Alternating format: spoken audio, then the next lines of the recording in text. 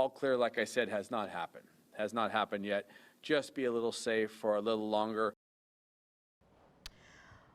All right, well, this morning we are taking a live look at the coast of Waikiki in Hawaii. Take a look at these waves. They seem really calm, but we are keeping an eye on what's going on out there. You just heard from Hawaii Governor Josh Green. Right now, he and leaders across the entire U.S. Pacific coast are taking action to protect lives after an 8.8 magnitude earthquake hit Russia last night. Well, Hawaii and parts of Alaska are under tsunami warnings, but have since been downgraded to an advisory. Right now, California, Oregon, and Washington are also under an advisory as well. So far, officials say tsunami waves as large as 6 feet have already started to hit Hawaii, sparking fears later waves could cause some major damage to infrastructure and life.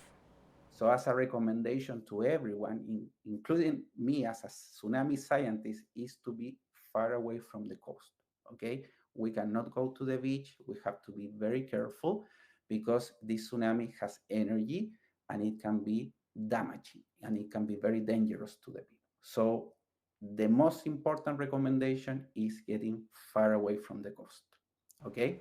And just try to observe from our homes what is going on at the coast. So right now, people are evacuating east or more inland, but we are learning all flights in and out of Maui have been canceled, with around 200 people sheltering in an airport terminal. We also know nearly 2 million people in Japan are also under evacuation orders as well. So how big of a deal is this potential tsunami? Well, here's CNN meteorologist Allison Chinkar to explain.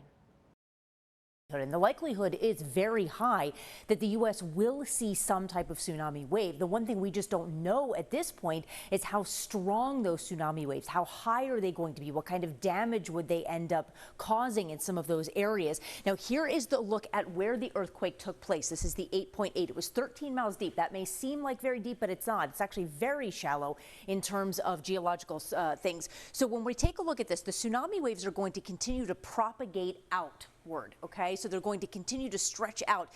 The unfortunate part is when they propagate out in this direction, that really kind of puts Hawaii in particular kind of right there in the main line of the target. Now, we've talked about Japan, for example. They're kind of off to the side. Same thing with some of these Aleutian Islands, so they may not necessarily get some of the largest of the tsunami waves. It may actually end up being some other entities, and this is why you have all of these places under some type of tsunami alert. The orange color here for the western Aleutian Islands as well as Hawaii, those are under the tsunami warning. The yellow color here for the remainder of the Aleutian Islands, as well as the entire western coast of the U.S. and portions of Canada as well. That is under a tsunami advisory. It's a little bit farther out. The good news is they will get a little bit more leeway in terms of timing and a heads up. So here's what we're talking about. Here's a look at that. So here's where the epicenter was. This is the propagating lines. This kind of tells us how long it's going to take before the tsunami waves would arrive in certain places.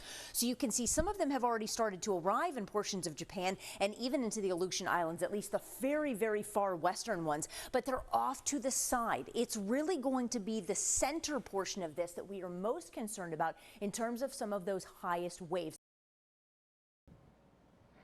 Well, that was Allison Chinkar, and we will be sure to follow the very latest information on this tsunami and update you throughout the newscast. So stay with us.